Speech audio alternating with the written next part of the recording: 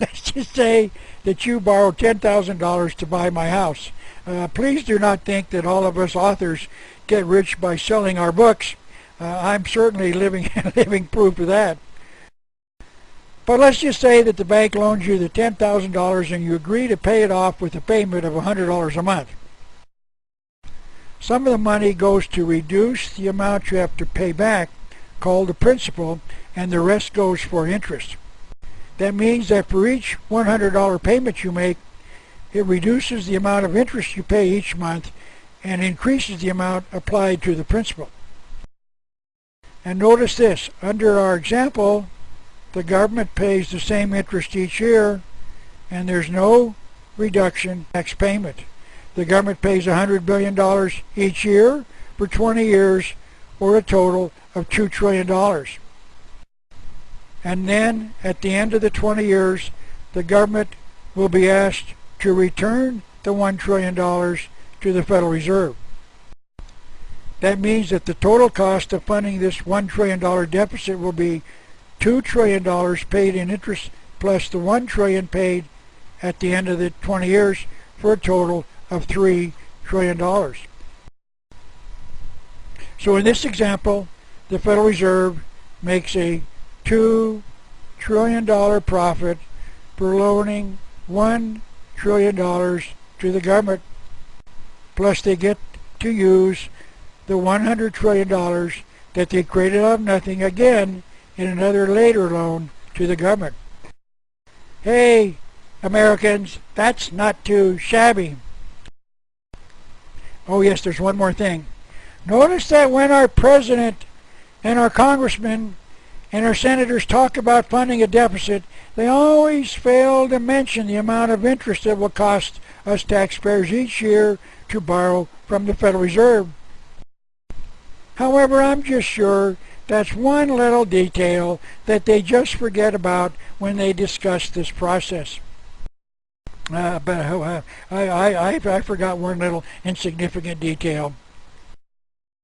Now, I do not know for certain, but if the federal government loaned if the Federal Reserve loaned the federal government $1 trillion in cash that the government will deposit in the Federal Reserve Bank, I don't know that.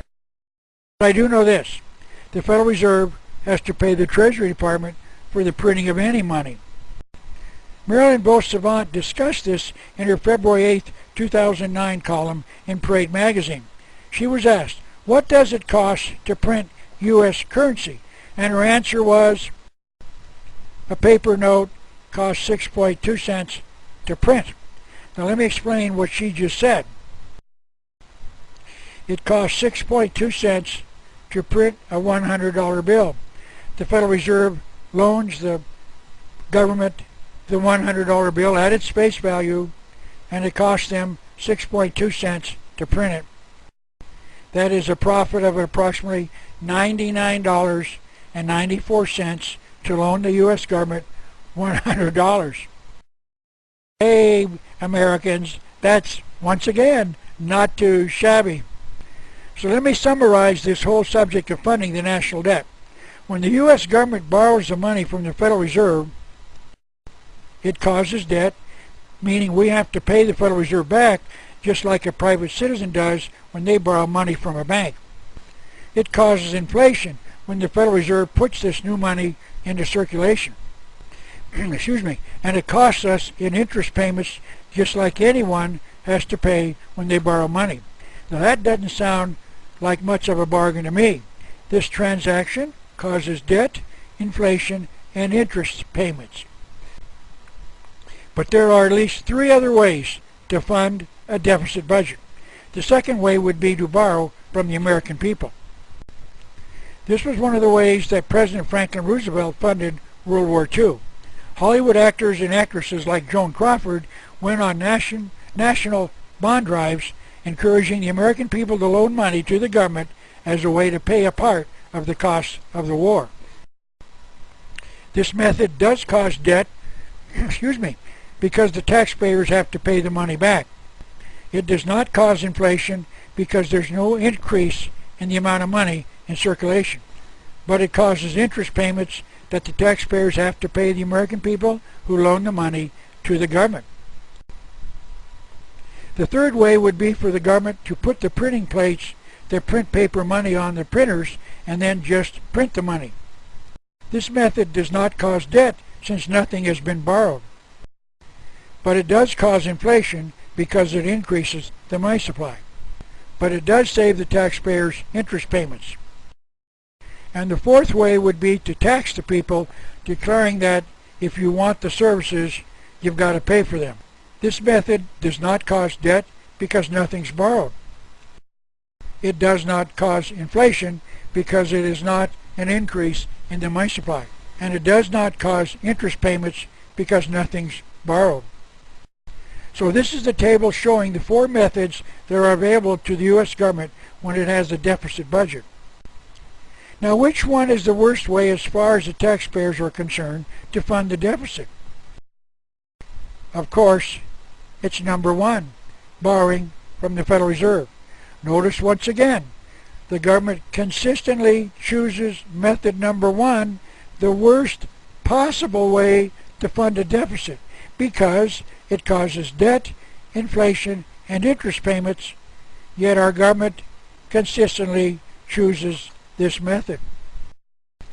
Now, which is the best way to fund a deficit budget as far as the taxpayers are concerned? It is, of course, method number four, because it does not cause debt, inflation, nor interest. But the government never chooses that method because tax increases are not popular. It might be of interest to provide you with the two presidents who were faced with spending problems and who reverted to printing money without borrowing it. One was President Abraham Lincoln, as we've discussed already, who during the Civil War had little constitutional taxing power to pay for the costs of that war. He issued a total of $450 million of what were called greenbacks, but they were not borrowed, they were just issued. In other words, he tried method number three. This caused inflation, but it did not cause debt nor interest payments. In 1983, Congressman Wright Patman, the chairman of the House Banking Committee, asked the Secretary of the Treasury to determine how much money was saved in interest payments by his issuing the greenback. The Secretary of the Treasury responded, "If the money had been borrowed for 100 years, from 1863 to 1962, to reduce the amount of annual payments, the amount of interest paid would have exceeded $49 billion. Lincoln printed $450 million in greenbacks, and the interest he saved was $49 billion. Thank you, Mr. President." The other president who issued money that was not borrowed but was just printed was John Kennedy, who in 1963 issued $43 billion of money not borrowed from the Federal Reserve. This is the Ford Museum in Dearborn, Michigan. When I was asked to speak in Dearborn several years ago, my host took me to the Ford Museum for the day, and I was truly fascinated by the items displayed there. Henry Ford, the car manufacturer, was a major collector of the past. One of those items on display is the rocking chair that President Lincoln was seated in when he was assassinated by John Wilkes Booth. Those dark maroon areas on the back of the chair are the dried blood stains from the assassination. Just a few feet from this display is another one, this time the limousine that President John Kennedy was seated in when he was assassinated in 1963. Two presidents issued money that was not borrowed. Two presidents were assassinated. Now, this is an interesting question. Is there a lesson for future presidents of the United States? I will let you answer that question. Let me bring you this part of this presentation to a close by repeating the warning given to America by President Thomas Jefferson. It is incumbent on every generation to pay its own debts as it goes, a principle which, if acted upon, would save one half of the wars of the world. Let me repeat this because there is an extremely important truth contained therein. It is incumbent on every generation to pay its own debts as it goes, a principle which, if acted upon, would save one half of the wars of the world. I am hoping that you grasped the enormous truth in what he just said.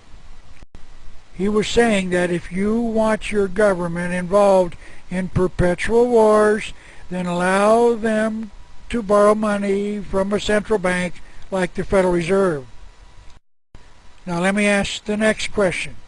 Has it been our history to be involved in wars all over the world since the creation of the Federal Reserve in 1913? Yes, World War I, we got involved in 1917. Yes, World War II started in 1941 and it lasted approximately 4 years.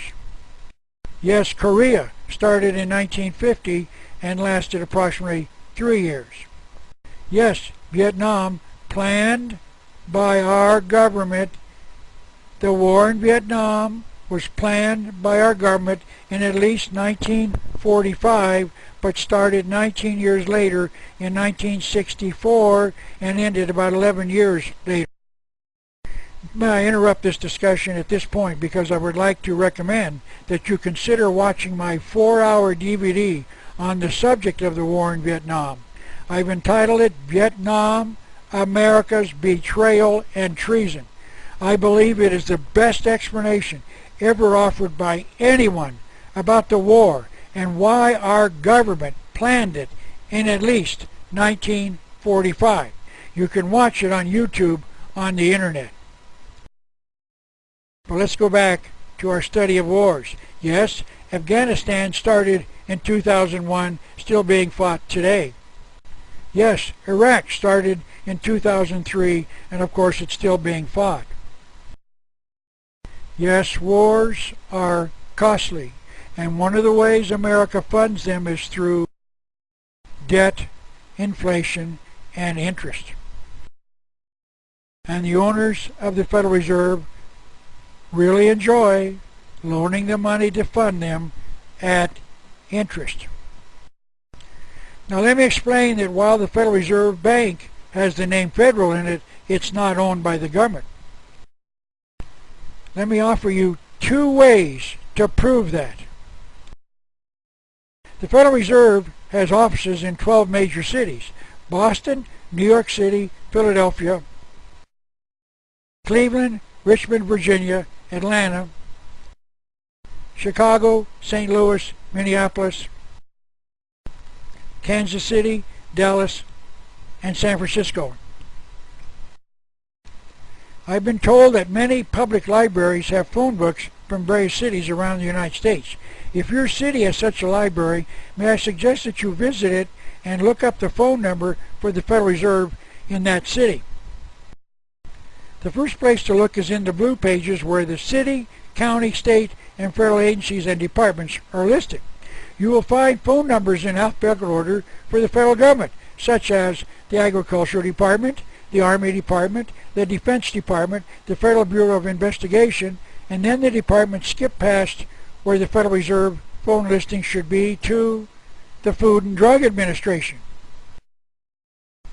That obviously means that the Federal Reserve does not have telephones.